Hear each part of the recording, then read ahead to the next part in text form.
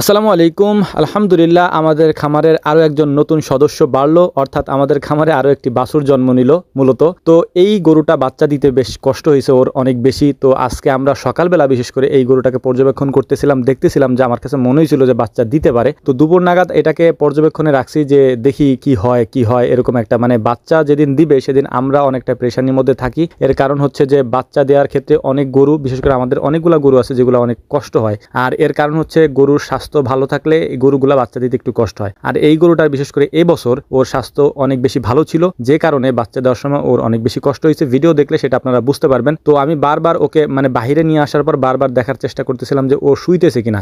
যদি শোয়া অবস্থায় থাকে তাহলে বাচ্চা ডেলিভারি করতে আমাদের জন্য অনেক সহজ হয়, কিন্তু যদি দাঁড়ায় থাকে সেক্ষেত্রে হচ্ছে আমাদের বাচ্চা ডেলিভারি করতে একটু কষ্ট হয়। তো আমরা চিন্তা করতেছিলাম এবং দেখতেছিলাম যে গরুটা কখন শোয় আর কি। তো বারবার দেখতেছিলাম, কারণ হচ্ছে ও যখন ওর সামনে আমরা যাই তখন ও দাঁড়ায় পড়ে আর কি, ও ভয়ে দাঁড়ায় পড়ে। তো দূর থেকে ওকে পর্যবেক্ষণ করতে হয়েছিল যে ও কখন শোয়, এবং শোয়ার সাথে সাথে আমরা পানি মুছি বলি আর কি। পানি মুছিটা যদি বের হয় তখন আমরা হাত দিয়ে বাচ্চাটা বের করার চেষ্টা করি।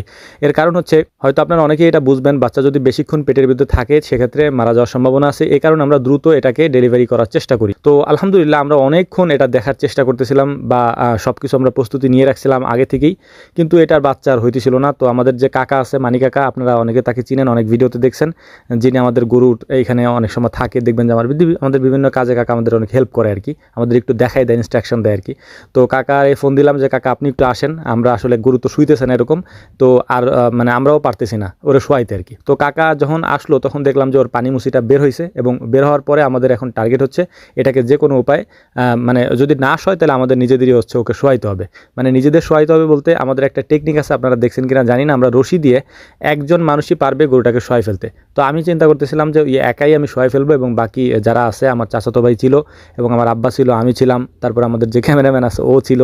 তো আমি গরুটাকে প্রথমে শোয়ানোর চেষ্টা করতেছিলাম। গরুটা যখন শুয়ে পড়লো তারপরে হচ্ছে এই গরুটাকে আমরা ডেলিভারি করানোর চেষ্টা করতেছিলাম। কিন্তু এখানে একটা প্রবলেম হয়েছে, সেটা হচ্ছে যে গরু যেহেতু একটু স্বাস্থ্যবান, একটু মোটা তাজা বেশি ছিল, তো যে কারণে ওর পেটের মধ্যে বাচ্চাটা বড় হওয়ার কারণে বাচ্চার ডেলিভারি হচ্ছিল না, জায়গা ছোট থাকার কারণে ডেলিভারিটা অনেক কষ্ট হয়েছে আর কি। তো যাই হোক, পরে হয়েছে আলহামদুলিল্লাহ, আপনারা ভিডিও দেখলে সেটা বুঝবেন।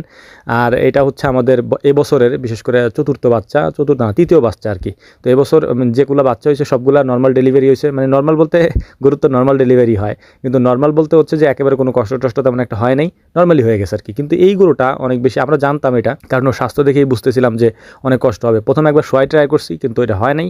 পরে চিন্তা করলাম যে দাঁড়া অবস্থায় ট্রাই করি, তাও হচ্ছিল না। মাথা আর পা হচ্ছে গরুরা একসাথে আসে বাছুরের আর কি, কিন্তু আসতেছিল না। পা বের হয়ে চলে আসছে কিন্তু মাথা আসতেছিল না।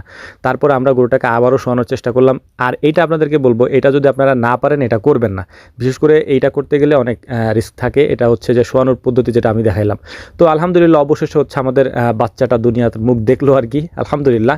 তো এটা একটা ষাঁড় বাচ্চা হয়েছে আর কি। আর আমার বাপ হচ্ছে সব থেকে বেশি খুশি হয় যদি ষাঁড় বাচ্চা হয়, কারণ ষাঁড় বাচ্চা তার অনেক পছন্দের। বাট আমি বকনা গরু বেশি পছন্দ করি, কারণ বকনা গরু হইলে আমার কাছে মনে হয় যে না, এটা আমার খামারটাকে সম্প্রসারিত করবে আর কি। তো যাই হোক, আলহামদুলিল্লাহ কাকার অনেক কষ্ট হয়েছে আজকে, অনেক কষ্ট হয়েছে, কারণ কাকা একেবারে হাত প্রায় পুরা হাতি সে ঢুকাই দিয়ে ভিতর থেকে বাচ্চাটাকে প্রসেস করে আনার চেষ্টা করেন আর কি। তো এই হচ্ছে মূলত ভিডিও ছিল। আর আমরা বাচ্চাকে দুধ খাওয়ানোর জন্য প্রথমে শাল দুধগুলো বের করে নিচ্ছিলাম, ওই শাল থাকে আর কি ভিতরে, এইটা বাট থেকে বের করে বাচ্চাকে দুধ খাওয়ানোর চেষ্টা করতেছিলাম। আপনাদের উদ্দেশ্যে একটা কথা বলবো যে আধা ঘন্টার ভিতরে বাচ্চাকে আপনারা শাল দুধ খাওয়ানোর চেষ্টা করবেন, যাদের এরকম হবে, তাইলে বাচ্চার হৃষ্টপুষ্ট হবে এবং বাচ্চার গ্রোথ অনেক ভালো হবে।